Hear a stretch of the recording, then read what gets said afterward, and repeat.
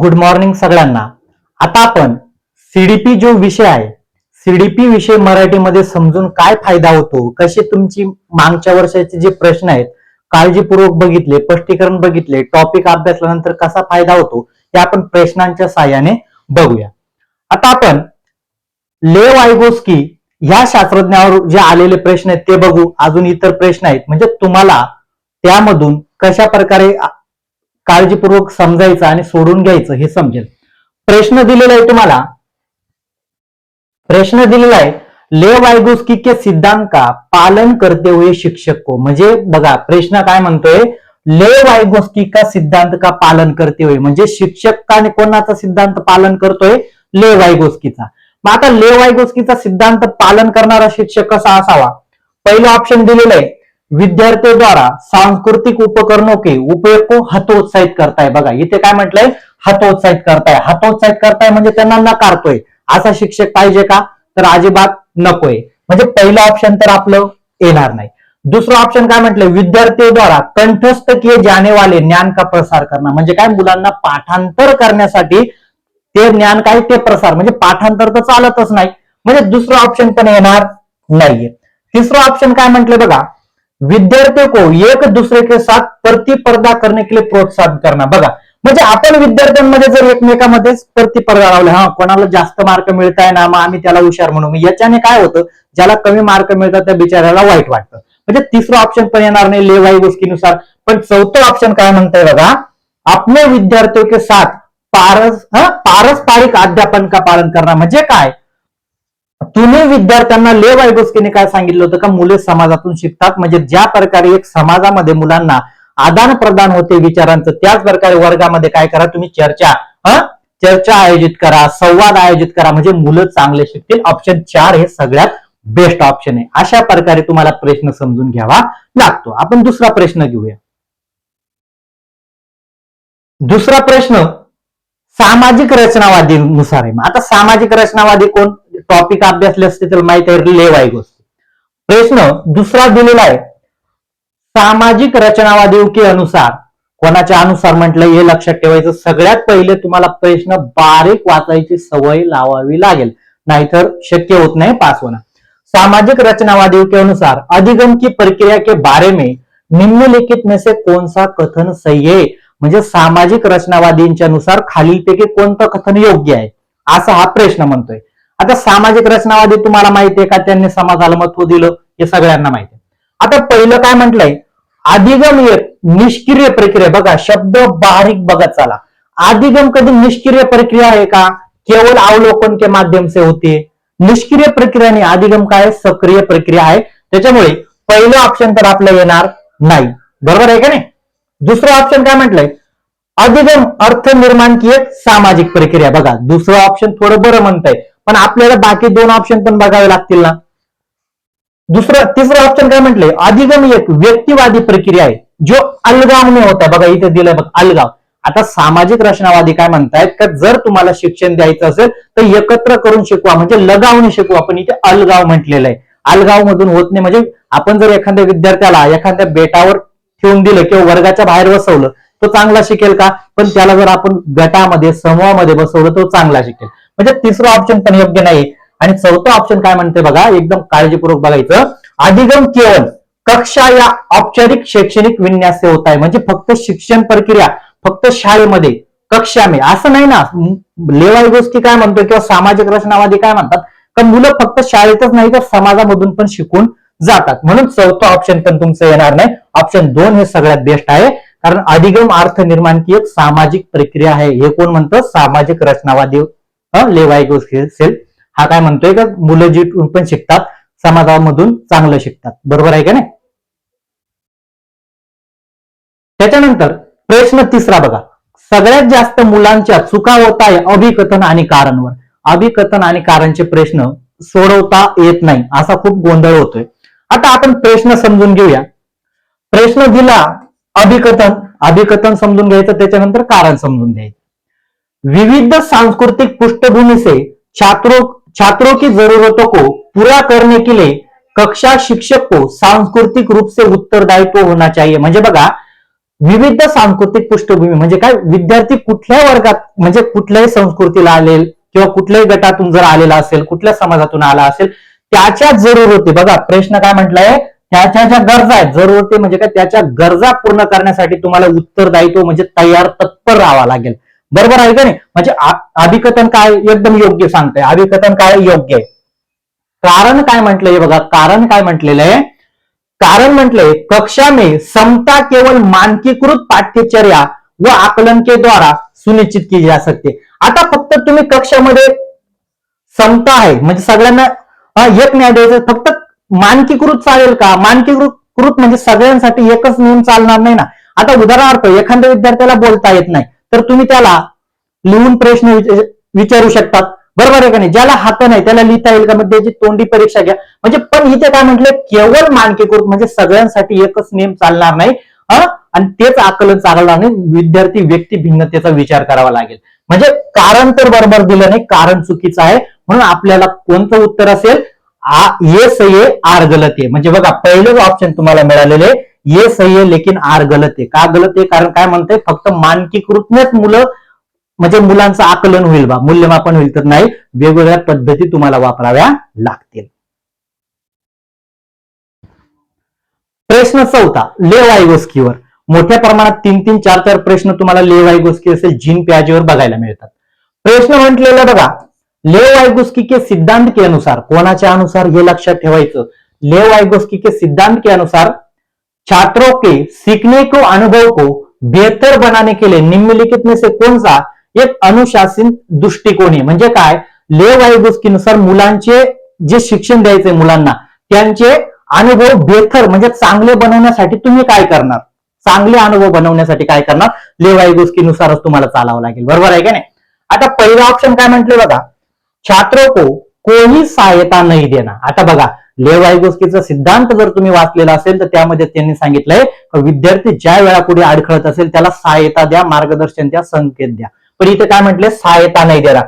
म्हणजे हे पहिला ऑप्शन तर येणारच नाही.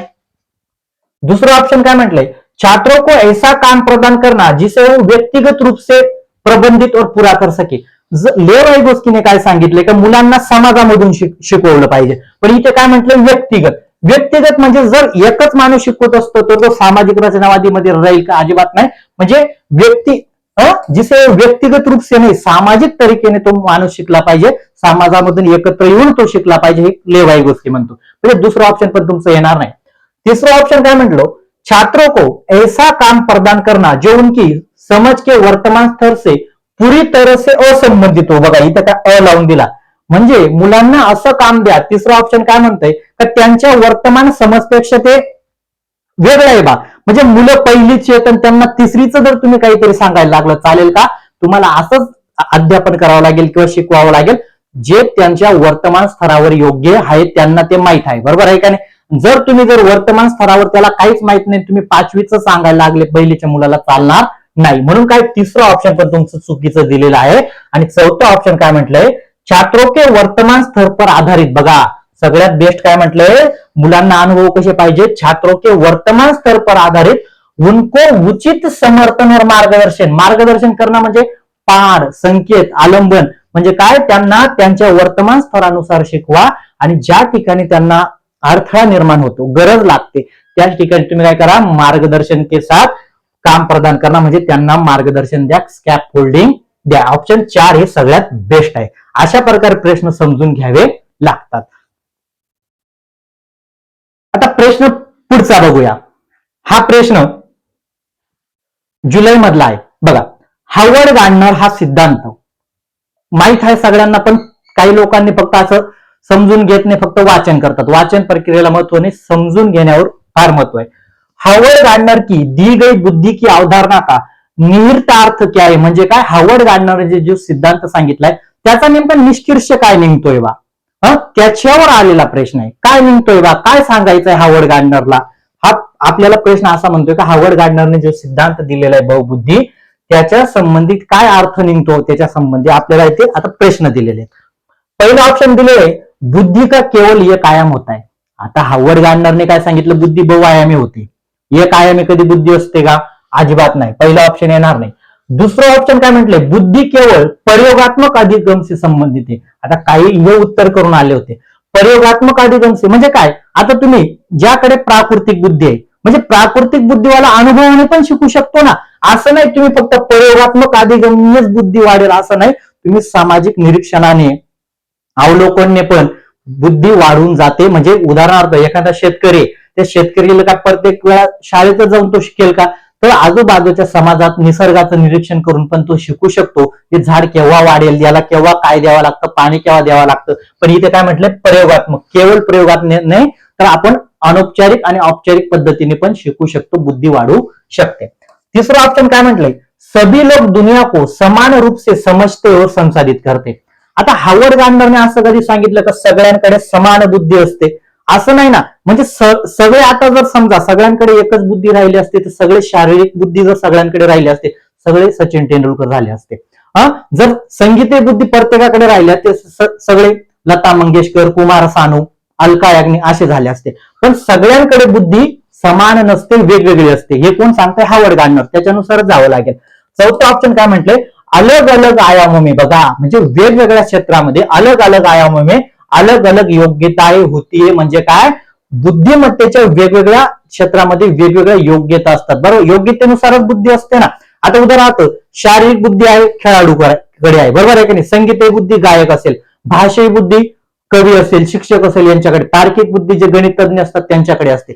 मग हेच म्हणतोय हार्वर्ड गार्डनर का अलग अलग आयामों में, म्हणजे काय, प्रत्येक क्षेत्रामध्ये बुद्धीची क्षमता आहे ही वेगवेगळी असते. हे कोण सांगत होतं, हार्वर्ड गार्डनर. म्हणजे याच्यातून हा अर्थ निघतो, हे त्यांनी विचारलेलं होतं. ऑप्शन 4 हे तुमचं उत्तर आहे.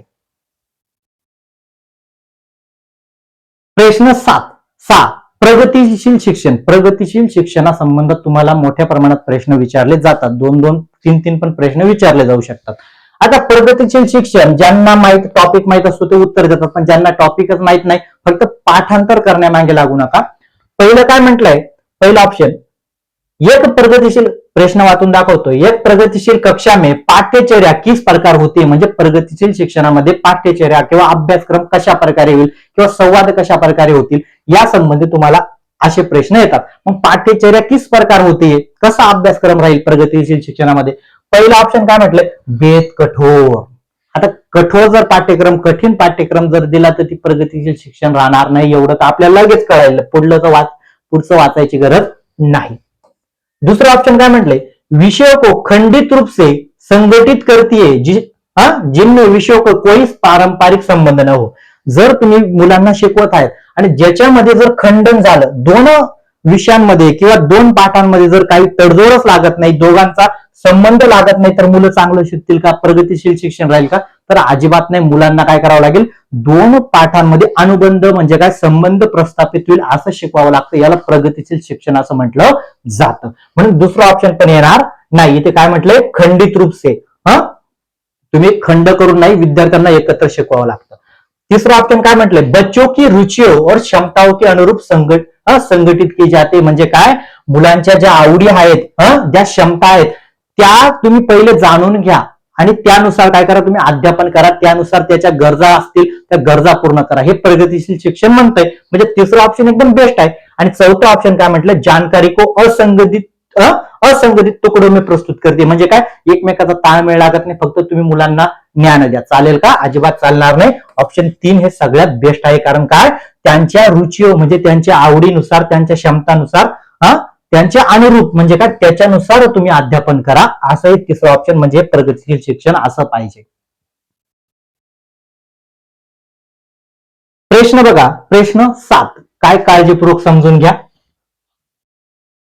सहशिक्षा कक्षा में एक शिक्षक लड़कों से कहता है, सहशिक्षा कक्षा में एक शिक्षक लड़कों से कहता है, सह पाठ्यक्रम गतिविधियों में गृह विज्ञान को मत लो, तुम लड़की नहीं हो, इससे किसको बढ़ावा मिलेगा. म्हणजे काय, तो शिक्षक काय म्हणतोय, तर तुम्ही जे गृह विज्ञान आहे त्याला घेऊ नका कारण तुम्ही मुली नाहीयेत. मग याच्यावरून तो सरळ हा प्रश्न सरळ विचारलाय. म्हणजे काय, मुलींनीच तो गृह विज्ञान विषय घ्यायला पाहिजे. म्हणजे सरळ सांगतोय ना का जेंडर रूढीवाद आहे. कारण जर तुम्ही एखाद्या, म्हणजे आपण म्हणतो गुलाबी रंग मुलीनेच घातला पाहिजे, म्हणजे काय, हा रूढीवाद आहे. असं काय, आपण एखाद्या जनरेशनला किंवा एखाद्या लिंगाला आपण तो रंग असेल, विषय असतो तो चिटकून देतो, याला जेंडर रूढीवाद म्हणतो. मग कशाने बढावा मिळेल? जेंडर रूढीवाद वाढेल. याच्याने काय होईल? जेंडर. असं नाही ना, तर मुलं पण घेऊ शकतात तो गृहविज्ञान विषय. शिक्षकाने गीते काय म्हटले? फक्त मुलींनी घेतला पाहिजे बा, मुलांनी घेऊ नका. म्हणजे याचा अर्थ काय झाला? जेंडर रूढीवाद वाढेल. म्हणजे मुलं पण पुढे काय म्हणतील? का नाही बाबा, मुलांसाठी हा विषय नसतो, मुलींसाठी असतो. म्हणजे जेंडर रूढीवादाला काय होईल? बढावा मिलेगा. एकदम एकदम सोपा प्रश्न होता. त्याच्यानंतर प्रश्न 8 काय म्हणतो बघा. प्रश्न 8वा, एक छात्र की वैचारिक स्पष्टता का आकलन. म्हणजे काय? तुम्हाला विद्यार्थ्यांची वैचारिक स्पष्टता म्हणजे विद्यार्थ्यांचे विचार जाणून घ्यायचे.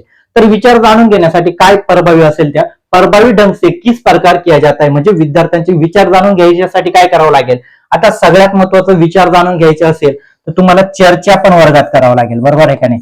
चर्चा होईल, संवाद होईल, तेव्हाच विद्यार्थ्यांचे विचार कळतील ना. आणि जर तुम्ही चर्चा आणि संवाद केले नाही आणि विद्यार्थ्यांचे विचार जाणून घ्यायला लागले, चालेल का? म्हणजे विद्यार्थ्यांचं पण म्हणणं ऐकून घ्यावं लागेल, चर्चा करावं लागेल, संवाद करावा लागेल. आता इथे आपण याच प्रकारे हे ऑप्शन बघू आणि याच्यामधूनच आपण समजून घेऊ का सगळ्यात बेस्ट काय आहे, का त्यांचे विचार जाणून घेण्यासाठी सगळ्यात प्रभावी काय आहे.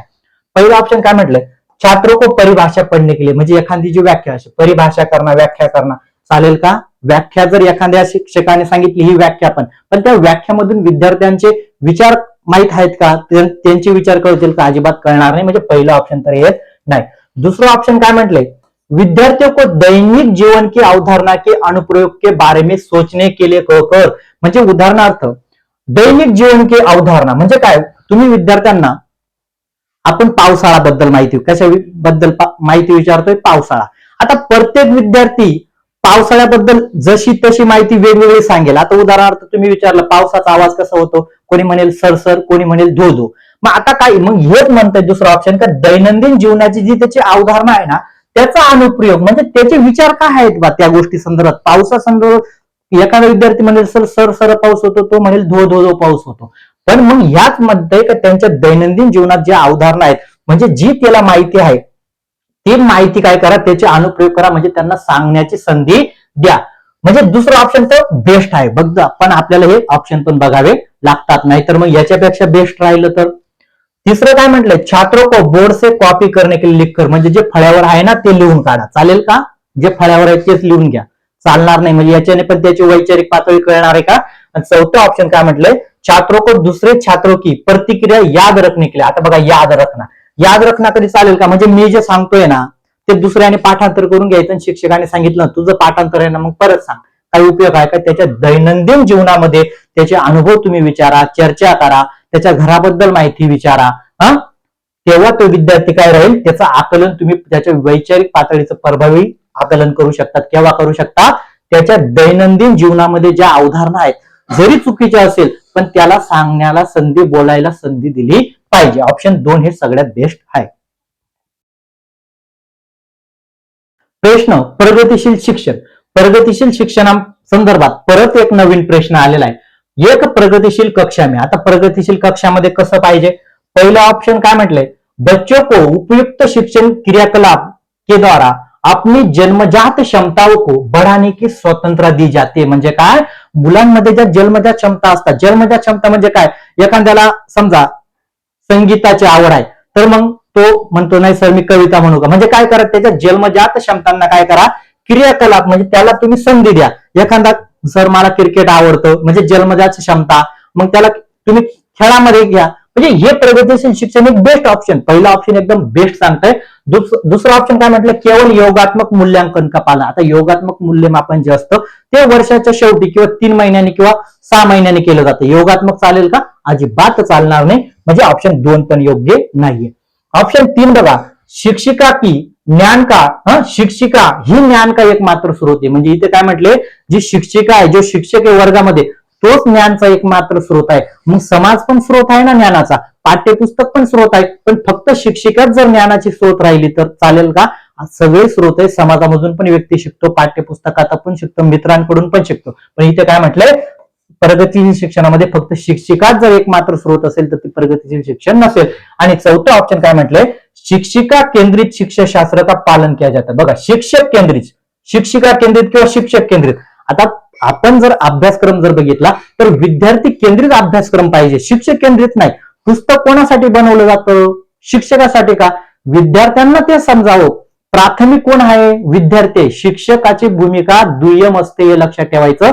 केंद्रामध्ये विद्यार्थी पाहिजे, शिक्षक नकोय. म्हणजे चौथा ऑप्शन पण येणार नाही. ऑप्शन 1 हे सगळ्यात बेस्ट म्हणतंय का प्रगतीशील शिक्षणामध्ये काय करा तुम्ही, त्यांच्या जन्मजात क्षमता आहेत त्यांना तुम्ही स्वातंत्र्य द्या.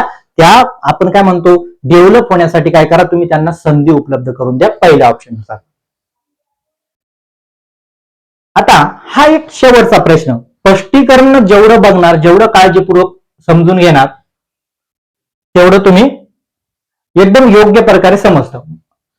आता एक छात्रों की वैचारिक स्पष्टता का आकलन प्रभावी ढंग से किस प्रकार किया जा सकता है. माझा जसा प्रश्न रिपीट झालाय, याचं उत्तर तर मी स्पष्टीकरण दिलं, पण सगळ्यात महत्वाचं काय आहे, प्रश्न समजून घ्या. त्याच वेळा काय होईल, तुम्हाला सीडीपी विषय समजेल. टॉपिक अभ्यासा, प्रगतीशील शिक्षण काय, प्रत्येक टॉपिक काळजीपूर्वक वाचा. तुम्हाला सगळं काय मिळेल. सीडीपी विषय समजून घेतल्याशिवाय पास होणं खूप अवघड आहे. त्याच्यामुळे सीडीपी विषय प्रश्न एकदम सोप्या पद्धतीने मराठीमध्ये समजून घेत चला. व्हिडिओ एवढा होता.